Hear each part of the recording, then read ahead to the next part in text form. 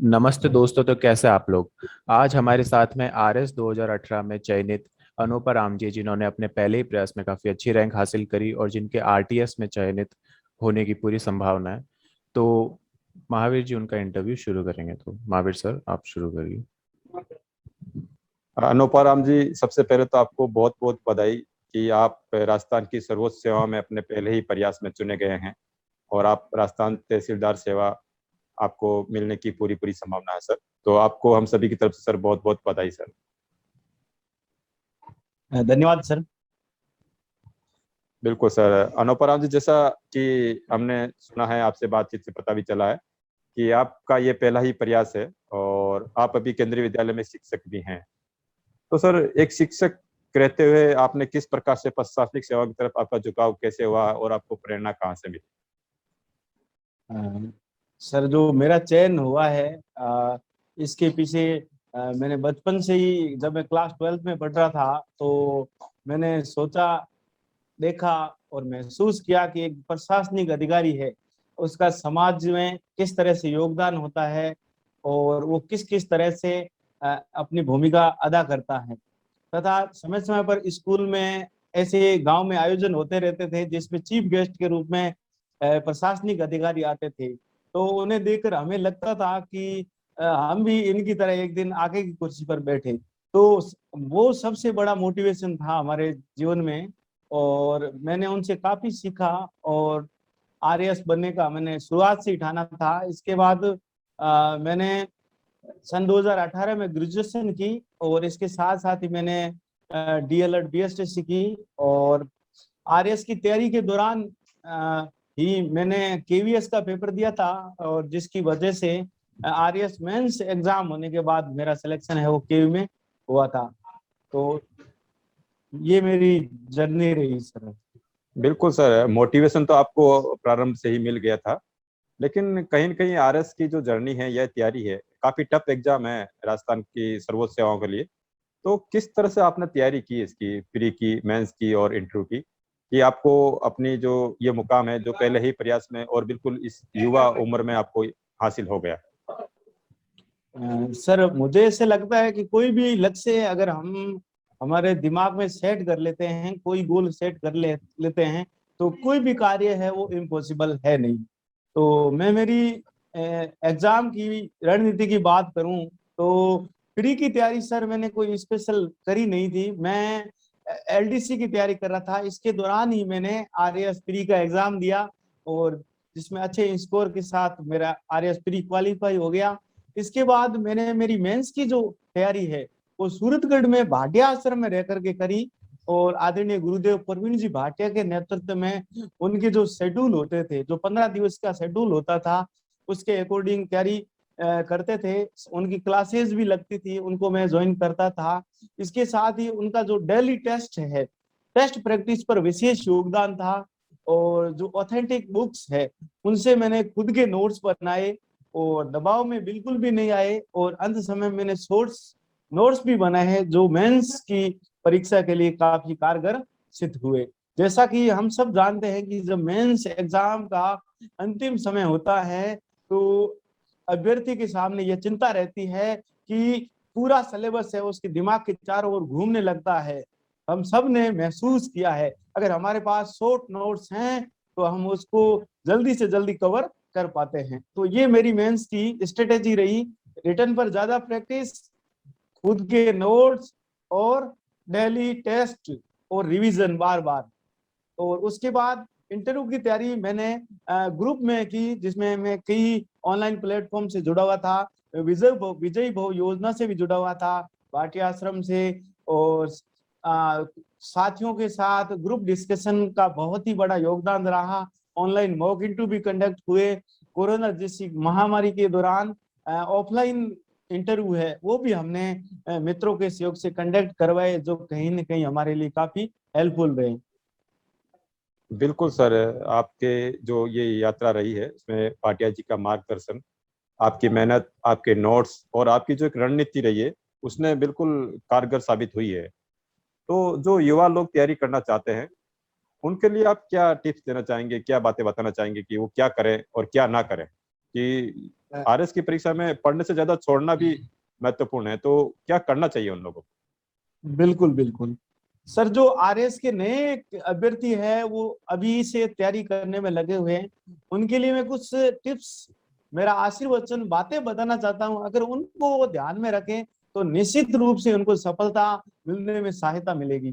पहला ये है कि कुछ अभ्यर्थी क्या करते हैं कि ज्ञानी बनने के चक्कर में बहुत सारी किताबें उठा लेते हैं, 7 से 8 किताबें रखते हैं। कई कई युवाओं को मैंने देखा है, वो राजस्थान जीके के नोट्स बनाने लगते हैं तो 7 8 किताबें लगते हैं कि नोट्स इतने गंभीर बना लेते हैं जैसे उनको कोई राजस्थान जीके में पीएचडी करनी हो।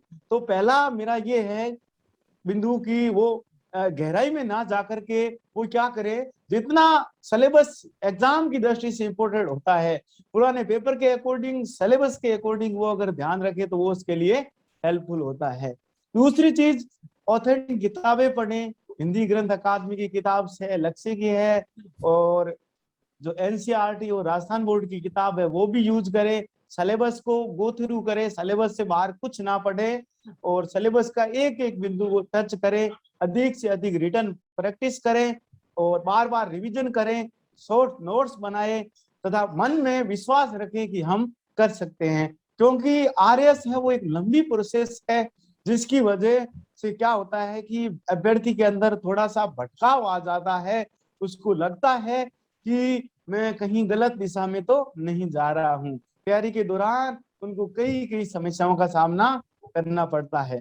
तो मेरा स्पेशली कहना है कि आपको दबाव में बिल्कुल भी नहीं आना है। आपसे बेहतर कोई नहीं जानता, आप इस बिंदु को विशेष रूप से ध्यान रखें। मैं एक शायरी के माध्यम से उनको कहना चाहता हूं कि है कौन विघ्न इस जग में जो टिक सके नर के मग में, जब खम ठोक ठेलता है नर पर्वत के जाते पांव उखड़, मानो जबर जोर लगाता है पत्थर पानी बन जाता है, पत्थर पानी बन जाता है। आप जैसा सोचेंगे, दृढ़ निश्चय के साथ तैयारी करेंगे तो आपका सिलेक्शन तय है। आपके सिलेक्शन होने से कोई नहीं रोक सकता। ये बात बिल्कुल सर, प्रमुख है सर। दृढ़ दृढ़ निश्चय और आत्मविश्वास बहुत जरूरी है इस तैयारी में। जाते जाते आखिरी मेरा प्रश्न ये रहेगा कि सर, व्यक्तिगत कुछ अपनी आप पारिवारिक पृष्ठभूमि क्या रही है आपकी, इसके बारे में भी आप बताएं। क्योंकि काफी बच्चे हैं ग्रामीण पृष्ठभूमि से जुड़े रहते हैं और कईयों का रहता है कि उनकी आर्थिक स्थिति अच्छी नहीं है, तो वो तैयारी नहीं कर पाते हैं। तो सर, आप कुछ ऐसी बातें शेयर करें ताकि उनको भी मोटिवेशन मिल सके जो कि ग्रामीण पृष्ठभूमि के बच्चे हैं। सर, जो मेरा पारिवारिक परिवेश है वो ग्रामीण पृष्ठभूमि से मैं बिलोंग करता हूं, और मैं बीकानेर जिले के बज्जू तहसील के कुलासर गांव के रहने वाला हूं। तथा वहां पर मेरे परिवार के अंदर जब मैं पढ़ रहा था तो क्लास 12th के दौरान लाइट आई थी, और नेटवर्क का दिक्कत तो आज भी रहता है। कनेक्टिविटी की समस्या है वो बहुत ही दिक्कत रहती है, और काफी पिछड़ा हुआ क्षेत्र लगता है। अब कुछ गांव के विद्यार्थी भी तैयारी करते हैं, वे सोचते हैं कि हमारे पास गाइडेंस नहीं है, हमारे पास ये समस्याएं नहीं है। तो मेरा उनके लिए यही कहना है कि आपके सामने चुनौतियां आएगी, समस्याएं आएगी, व्यवस्था को कोई नहीं बदल सकता। ये सब भ्रांतियां हैं, और इन भ्रांतियों को आपको खुद को तोड़ना पड़ेगा।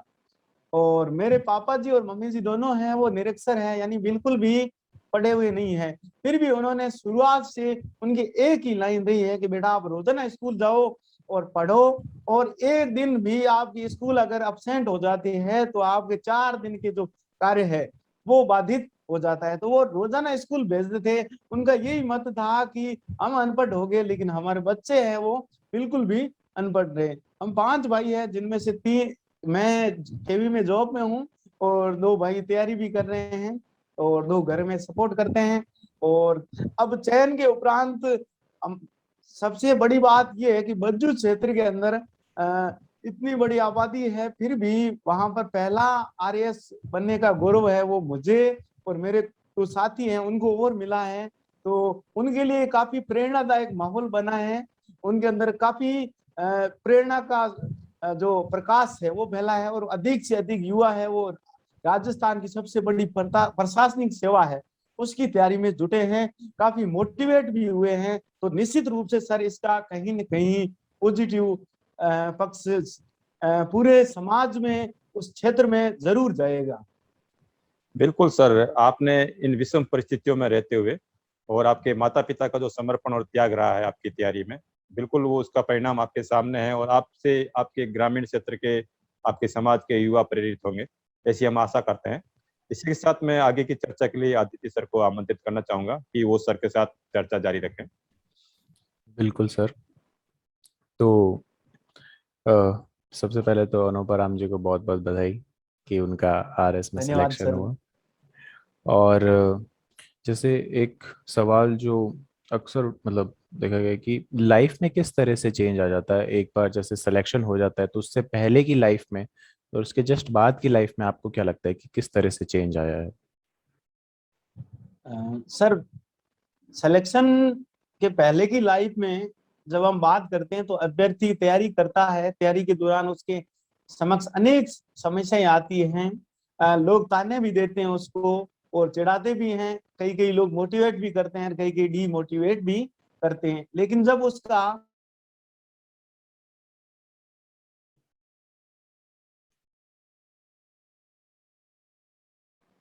लोगों का रवैया है वो बदल जाता है, और कहीं ना कहीं एक है कि असफलता में आप अकेले होते हैं और सफलता में दुनिया आपके साथ होती है। तो जब मेरा चयन हो गया तो लोगों की मानसिक जो दशा है उसमें परिवर्तन आया। लोग रेस्पेक्ट करने लगे, पूरे परिवार में समाज में रेस्पेक्ट होने लगी। माता पिता है उनको भी अच्छा लगा कि हमारा बेटे ने अच्छा नाम किया है क्षेत्र के अंदर। तो उनका वो अंदर का जो आंसू है, जब मैं पहली बार चयन होके जब घर गया था, जो प्रोग्राम था, तो पिताजी की आंखों में जो आंसू थे वो कहीं न कहीं मिलने वाली बहुत ही खुशी से कहीं ज्यादा महत्वपूर्ण थे। तो निश्चित रूप से क्षेत्र के जो युवा है और पूरा ग्रामीण परिवेश है उसके अंदर प्रेरणा का माहौल आया है, और लोग इस सेवा की ओर जाने को काफी इच्छुक हैं और तैयारी भी कर रहे हैं। बिल्कुल सर, बिल्कुल। तो जैसे अभी आप यंग हैं, तो आपकी और फ्यूचर की प्लानिंग क्या है, या फिर आप अपने फ्यूचर को किस तरह से देखते हैं? सर फ्यूचर में सबसे पहले तो मेरा यही उद्देश्य है कि अभी मैं आरएएस 2021 की तैयारी में जुट गया हूं, और आरएएस 2021 में अच्छी रैंक के साथ एसडीएम बनूं और उसके बाद फिर यूपीएससी की तैयारी करूं। इसके साथ साथ मैंने जो क्षेत्र है उसके जो चयनित अन्य भी साथी हैं जो भी जॉब में हैं उनके साथ मिलकर के एक ऐसी टीम का गठन किया है जिसके माध्यम से हमने जो गरीब पिछड़ी हुई प्रतिभाएं हैं उनको आगे लाने में, चाहे किसी भी फील्ड में हो, तो उनको आगे लाने के लिए उनको एक प्रेरणादायी प्लेटफॉर्म उपलब्ध कराने के लिए एक पहल शुरू की है, जो आज से 6 महीने पहले ही हमने शुरू कर दी थी। और इसके लिए उस क्षेत्र में काफी मोटिवेशन आया है और लोग प्रेरित भी हुए हैं और आगे तैयारी करने में इस जो प्लेटफॉर्म बनाया उसमें बढ़ चढ़ करके हिस्सा ले रहे हैं। बिल्कुल सर, ये तो आपने बहुत अच्छी बात बताई। तो सर उस प्लेटफॉर्म के बारे में अगर आप थोड़ा सा बताएं कि वो किस तरह से सपोर्ट करता है लोगों को, या आप किस तरह से? सर उस प्लेटफॉर्म का नाम है टीम आगाज नाम से है, जिसमें किसी व्यक्ति विशेष का नाम न होकर के एक आगाज नाम से एक टीम बनी हुई है। इसके माध्यम से उस क्षेत्र में अभी लाइब्रेरी है उसके निर्माण को लेकर के एक कार्य योजना चल रही है। हमने एक ब्लड डोनेशन का कैंप भी लगाया था। इसके अतिरिक्त अभी ये शुरुआत की दौर में है, तो निश्चित रूप से आगे आने वाले समय में ये काफी फ्रूटफुल होगा। इसके माध्यम से अनेक युवा है वो मोटिवेट होंगे। और इसके अतिरिक्त इसके अंतर्गत समय समय पर इसकी संगोष्ठी भी होती है और मीटिंग भी होती है, और इसके माध्यम से आगे अच्छे परिणाम आने की उम्मीद है सर। बिल्कुल सर, आपसे बात करके और आपको देख के ये साफ लगता है कि आप में लीडरशिप स्किल्स काफ़ी है, और एक तरह से आप एक लीडर की तरह खुद को देखते हैं। तो आप लीडरशिप स्किल्स के बारे में अगर कुछ बताना चाहें कि वो जॉब में आपकी किस तरह हेल्प करेगी, या फिर कुछ उस पर। अ, सर लीडरशिप की बात करें तो शुरुआत से ही मैं जब स्कूल में अध्ययन कर रहा था कॉलेज में अध्ययन कर रहा था, तो ग्रुप में काम करना, उनसे कार्य करवाना ये मुझे अच्छा लगता था। और हमेशा ही मेरे मन के अंदर ये रहता है कि कोई न कोई नया आइडिया के माध्यम से नया कार्य किया जाए। तो इसके माध्यम से साथियों से सहयोग करके, चर्चा करके और उन्हें मोटिवेट करके आगे से आगे नई प्लानिंग के साथ अच्छे-अच्छे कार्य हेतु आगे बढ़ा जाए, तो निश्चित रूप से ये हमारे समाज के लिए, देश के लिए काफ़ी हेल्पफुल होगा। बिल्कुल सर। मतलब काफी अच्छा लगता है आपसे बात करके, और खासकर आपके अंदर की एनर्जी देख के और जो आपका पॉजिटिव एटीट्यूड है वो देख के, जो लाइफ के प्रति है या जो मेहनत के लिए आपका जो पॉजिटिव एटीट्यूड है और वर्क एथिक है वो काफी ज्यादा अच्छा है। और जिस तरह से आपका जो रवैया है मेहनत को लेके, तो मेरी तो पूरी शुभकामनाएं आपके फ्यूचर के लिए कि आपने जो भी सोचा है वो अचीव करें, और आपका जो मिशन है या आपने जो भी और टीम ऑर्गेनाइज करी है वो भी एकदम अच्छे से काम करे। बाकी महावीर सर, आप बताइए। बिल्कुल सर, अनुपराम जी, ये आपकी जो ऊर्जा है वो इसी तरह बनी रहे, और आप जल्द ही अगली जो RS 2021 है उसमें SDM बने, और हम तो चाहते हैं कि आप कलेक्टर तक पहुंचे, आप UPSC फाइट करें। और आपके उज्जवल भविष्य की कामनाओं के साथ सर आपको बहुत बहुत बधाइयाँ कि आप शिक्षक के रूप में आपने अच्छा कार्य किया है, और अब आगे भी आप प्रशासनिक अधिकारी के रूप में अपनी सेवाएं दें और समाज के प्रत्येक वर्ग के लिए कार्य करें। सर आपको एक बार फिर से बहुत बहुत शुभकामनाएं आपकी इस सफलता के लिए। धन्यवाद सर, आपने मुझे ये मौका दिया कुछ स्टूडेंट के साथ, नए प्रतिभागियों के साथ रूबरू होने का। मैं बस उनको एक ही लाइन कहूंगा कि आप सोच बदलो, सितारे बन जाएंगे। नजर बदलो, नजारे बन जाएंगे। कश्तियां बदलने की जरूरत नहीं। आप दिशा बदलो तो किनारे अपने आप बदल जाएंगे। दिशा बदलो तो किनारे अपने आप बदल जाएंगे। जो साथी तैयारी करते हैं उनके दौरान एक और है कि राह तो मिल जाएगी, मगर भटकते ही सही। गुमराह तो वे लोग हैं जो घर से निकले ही नहीं। आपने RS 2021 का फॉर्म भरा और तैयारी करने का सोचा है, आपको निश्चित रूप से सफलता मिलेगी। जय हिंद, जय भारत। बिल्कुल सर, बिल्कुल सर। बहुत बहुत धन्यवाद सर। आपके जो ये वाणी है, जो आपके वचन है, युवाओं को बहुत मार्गदर्शित करेंगे। बहुत बहुत धन्यवाद सर। बिल्कुल सर। धन्यवाद सर। धन्यवाद सर। बिल्कुल सर।